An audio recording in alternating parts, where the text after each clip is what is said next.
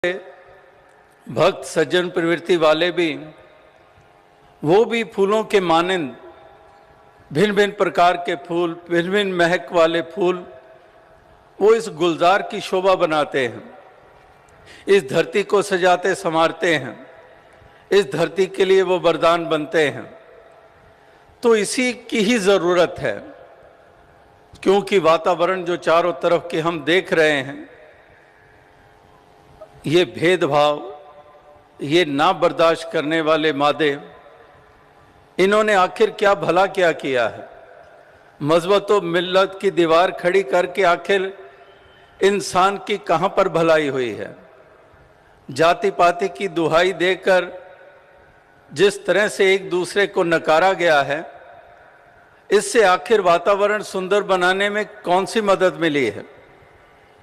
लेकिन विडंबना यही है कि नुकसान हो भी रहे हैं, किए भी जा रहे हैं, और फिर भी इंसान के कदम उस तरफ जाने से रुक भी नहीं रहे हैं।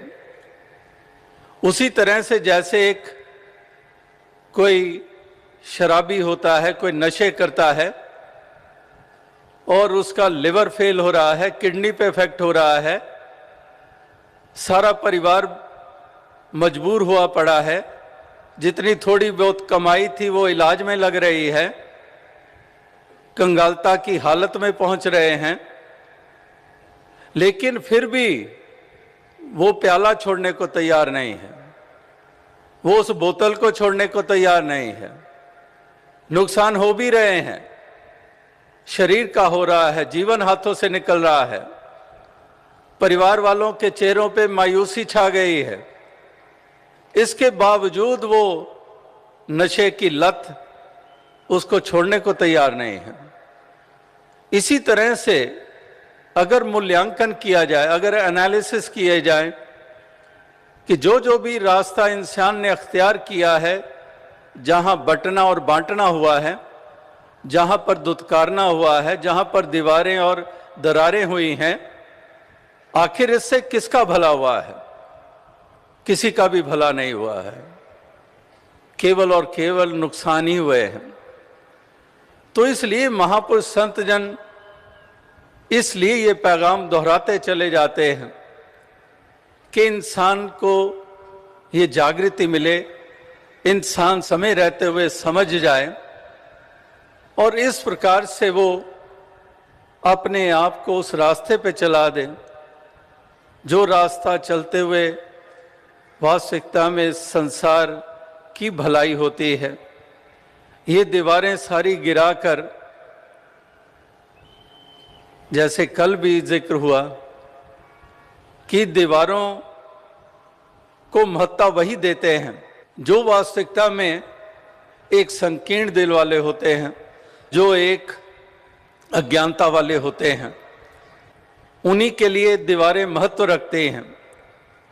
लेकिन जागरूक जो होते हैं, जो इंसानियत वाले होते हैं, उनके लिए दीवारों की कोई महत्ता नहीं होती है। वो इस प्रकार से उन दीवारों को लांघ जाते हैं, उन दीवारों से पार चले जाते हैं, उन दीवारों को गिरा देते हैं ज्ञान हथौड़े से। इस प्रकार से फिर वहाँ कोई दूरियां नहीं रह जाती हैं, वहाँ पर नज़दीकत आ जाती है, वहाँ पर करीब हो जाते हैं, वहाँ पर अपनापन वो स्थापित हो जाता है। ना को बैरी ना ही बेगाना, सगल संग हमको बनाई, कि कोई पराया कोई बेगाना नहीं है, सभी अपने हैं, कोई बेगाना नहीं है, कोई एलियन नहीं है, किसी और प्लैनेट से नहीं आया है, सारे इसी धरती के वासी हैं, इसी धरती पे जन्मे हैं और सबको इस इंसानी जामे में जो आए हैं, पैदा हुए हैं, आज से पहले या आज या आने वाले समय में, ये सारे ही पांच तत्व के पुतले हैं और इन सब में एक ही नूर परमात्मा की अंश के रूप में, आत्मा के रूप में है।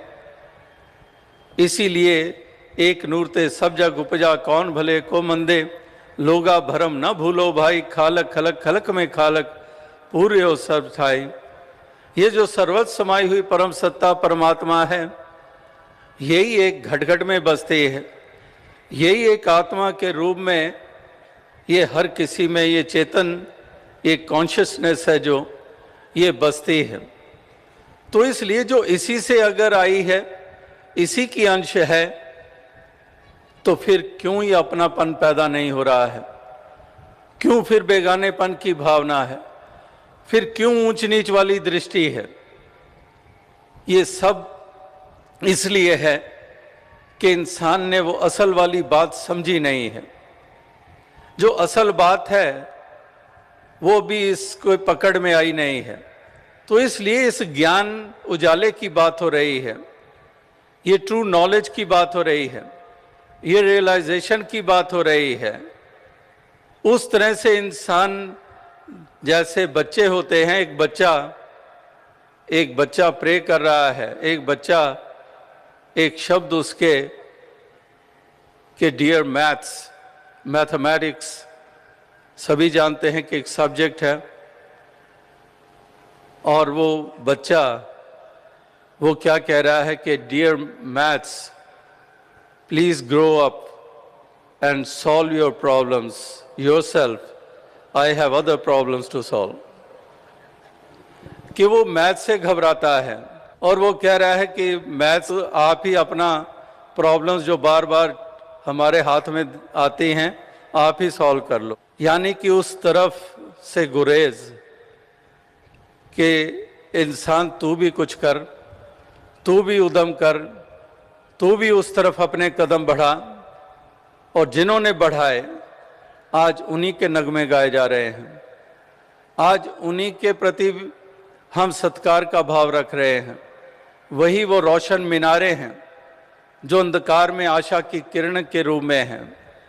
जैसे आपकी सोच है, जैसे आपकी भावना है, उसी तरह से आप भी इस उजाले में जीवन जी रहे हैं। और सही मायनों में ये जीवन ही जीवन कहलाया करता है।